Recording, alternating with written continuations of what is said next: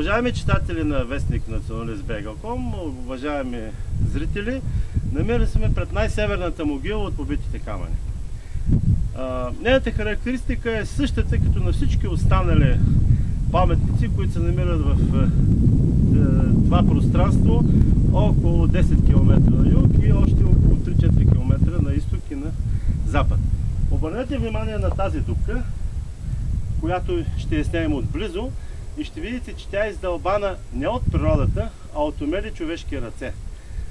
Предназначението на тази дупка е да показва къде се намира Слънцето в деня, било на зимното слънцестояние, т.е. в самия залез на Слънцето, или ако видим и другата страна на дупката, това е единственото място през годината, което може да бъде осветено само на 22 юни в деня на слънчевото слънцестояние, на лятното слънцестояние. Аз ви моля внимателно да гледате и другите дупки, които ще покажем, защото процепът, който е минимален, който е дълъг някой път 1 метър, някой път 50 см, който е в рамките на 20-30 см, този процеп показва как е невъзможно Слънцето само в някакъв друг момент да минава през тези дупки. Да спирам ли? Да.